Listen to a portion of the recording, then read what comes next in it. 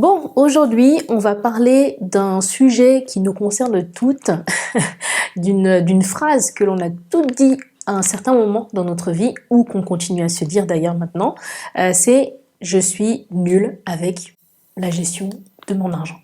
Hey, wait, turn this shit up, man. She nasty. Wanna get with your boy cause I'm flashy. VVS on me how shiny. Hey ladies, bienvenue sur la chaîne de Ladies Budget, je m'appelle Marie-Laure et toutes les semaines je vous propose des méthodes et des astuces pour vous aider à gérer votre budget au quotidien en toute humilité, simplicité et authenticité. Le problème de cette phrase, je suis une mauvaise gestionnaire, je ne sais pas gérer mon argent, c'est que elle est beaucoup trop répétitive. On la prononce trop souvent, on la dit trop souvent dans notre tête. Et qu'est-ce qui se passe lorsqu'on prononce souvent une phrase dans notre tête, qu'elle soit positive ou négative? Eh ben, ça se réalise, tout simplement. Et surtout, dans le cas de la gestion financière, si on se dit « je suis une mauvaise gestionnaire », on ne va pas mettre en place le plan qu'il faut, les choses qu'il faut mettre en place pour atteindre nos objectifs financiers. Donc, bien sûr, vous me connaissez, je suis là pour vous aider à atteindre vos objectifs et à mettre un plan d'attaque en place. Donc, on commence tout de suite. Premier conseil, c'est de changer de langage. Au lieu de dire « je suis une mauvaise gestionnaire », dites plutôt « je vais apprendre à gérer mon argent ». Je suis en train d'apprendre à gérer mon argent. Je suis en train de changer vis-à-vis de ma gestion budgétaire. Ça, c'est des phrases que vous pouvez vous dire au lieu de dire une phrase totalement négative. Ça ne veut pas dire que l'on joue à l'autruche et qu'on ne regarde pas ce qui s'est passé avant ce qui a fait qu'on a mal géré son argent. Non, ça veut juste dire qu'on shift son cerveau, qu'on change un peu de mindset, de manière de penser et qu'on se donne les moyens d'apprendre et de s'améliorer. Deuxième conseil, prenez une décision positive, une bonne décision financière tous les jours. Alors il faut éviter de faire les choses beaucoup trop grosses d'un coup, beaucoup trop phénoménales d'un coup. Comme je vous ai dit dans ma précédente vidéo ou celle d'avant, je vais vous mettre le lien ici ou ici. Ce que je vous disais, c'est de vous faciliter la vie et de faire les choses simplement. Donc là, c'est un conseil pour vous permettre de faire les choses simplement. Donc, une bonne décision, par exemple, par jour, ça pourrait être de vous dire « Ok, je ne vais pas prendre mon café à l'extérieur, je me fais mon café tous les matins à la maison ou mon thé. » Peu importe.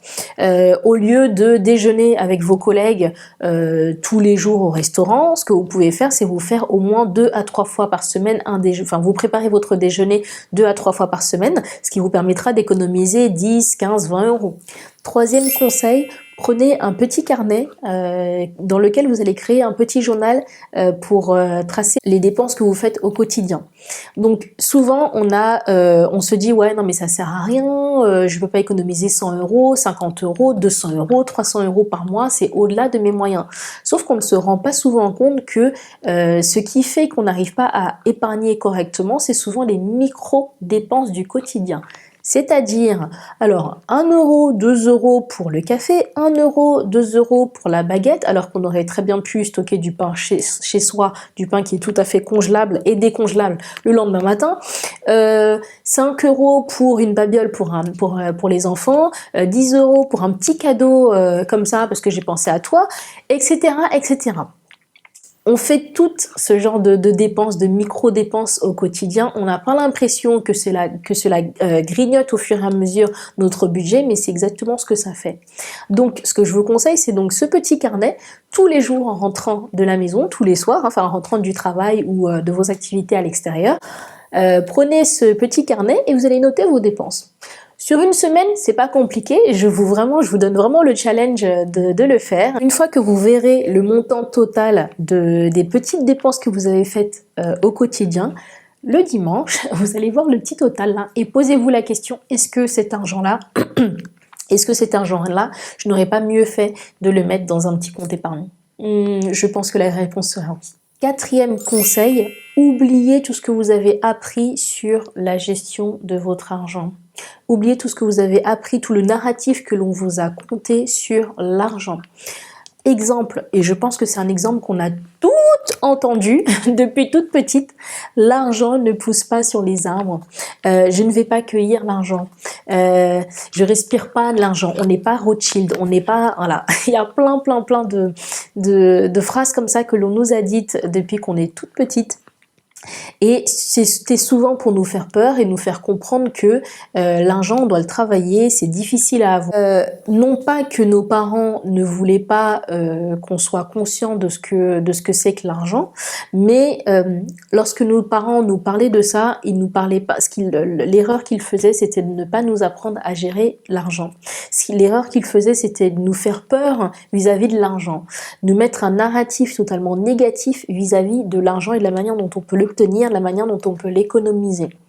Donc, toutes ces choses-là, oubliez-les et commencez à vous créer votre propre narratif positif, comme on vient de voir dans le premier conseil. Si cette vidéo vous plaît jusqu'ici, n'hésitez pas à la liker et à mettre des petits commentaires. Dites-moi également en commentaire quel conseil vous est le plus utile et quelles choses vous mettez déjà en place pour pouvoir devenir une meilleure gestionnaire. 5e conseil, payez vos factures et vos charges en temps et en heure. C'est souvent, alors même si c'est pas le cas de tout le monde, mais ça peut être vraiment des choses assez lourdes chez certaines personnes, chez certaines femmes qui ont du mal à payer régulièrement leur loyer, payer régulièrement la facture de téléphone, payer régulièrement d'autres charges importantes. Je vous dis ça, même s'il y en a certaines qui vont me dire mais non, mais ça c'est normal, son loyer on doit le payer, etc. Non, ça arrive et beaucoup de cas où il y a des personnes qui vont préférer dépenser l'argent du loyer dans une fantaisie, dépenser l'argent du loyer dans un voyage. Le meilleur moyen pour faire ça, c'est d'anticiper et de se mettre, enfin, on est en France, donc on a de la chance. Dans d'autres pays comme aux États-Unis notamment, il y a beaucoup de factures qui se payent par chèque ou par espèce. Et donc du coup, c'est très facile de repousser les paiements de ces factures-là parce que ça n'est pas débité automatiquement du compte. Donc en France, on a cette possibilité-là. La majorité des factures que l'on a peuvent être débitées automatiquement de nos comptes en banque. Donc je vous conseille vraiment au maximum, lorsque vous recevez vos revenus en début de mois, priorité à vos charges, priorité à votre loyer, ce sont des non négociables. Ces charges sont tellement importantes que si vous ne les payez pas en temps et en heure, si vous ne payez pas vos créanciers, si vous avez une dette en temps et en heure, ça peut vraiment avoir un impact énorme sur la suite de votre budget. 6e et dernier conseil, évitez les achats compulsifs. J'en suis coupable, vous en êtes certainement coupable. Ça, c'est vraiment une des choses les plus difficiles, je pense, à faire, c'est vraiment d'éviter d'acheter de manière compulsive. Moi, personnellement, c'est la nourriture. J'aime tellement manger au restaurant, j'aime tellement manger à l'extérieur que c'est une lutte quotidienne pour me forcer à me dire non, tu as à manger à la maison. Je fais des meal prep tous les week-ends pour me dire attention, tu as à manger à la maison, tu as des plats que tu as fait avec amour. Mange, ça va te faire du bien, ça va te faire plaisir, ça va te donner la même sensation qu'un plat que tu auras mangé au restaurant ou un truc que tu auras pris dans un fast-food. Mieux qu'un truc que tu auras pris dans un fast-food. Donc ça, c'est mon achat compulsif sur lequel je travaille régulièrement et qui me réussit plutôt bien ces derniers mois. Pour vous, ça peut être les achats de vêtements, le shopping. Ça, je sais que c'est un truc pour les femmes. Shopping, beauté, etc.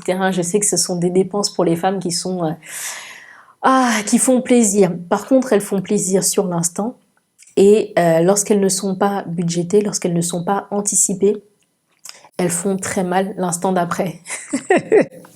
Donc, s'il vous plaît, mettez en place un système qui vous permette de limiter les achats compulsifs au maximum. Premier exemple, vous pouvez mettre votre carte bleue dans le congélateur. Ça marche. Une carte bleue peut se décongeler facilement, hein. La puce électronique fonctionnera très bien. Vous la mettez dans un sac, qu'on appelle ça les sacs congélation là, ça sera très bien protégé. Deuxième chose que vous pouvez faire, vous pouvez vous donner 24 heures ou plus pour faire une dépense compulsive. N'achetez pas tout de suite parce que l'envie vous vient, parce que ça vous démange quelque part. Non, réfléchissez, prenez 24 heures, 48 heures, 1 mois, 2 mois, 3 mois, peu importe. Si c'est un achat conséquent, prenez vraiment 1 mois pour pouvoir réfléchir à cet achat conséquent. Si c'est un achat compulsif d'un vêtement ou je sais pas quoi, 24 heures suffisent en général pour se poser la question et se dire ok, non en fait j'en ai pas besoin, j'en ai plein dans mon placard. Et voilà, c'est tout pour moi aujourd'hui. J'espère que ces 6 conseils auront été hyper utiles pour vous. N'hésitez pas à me suivre sur Instagram. J'ai recommencé à poster très régulièrement sur Instagram si vous voulez suivre un petit peu mon quotidien et mon intimité, on va dire. Si cette vidéo vous a plu, likez-la, partagez-la au maximum. Abonnez-vous à ma chaîne et je vous dis à la semaine prochaine pour une nouvelle vidéo. See you ladies!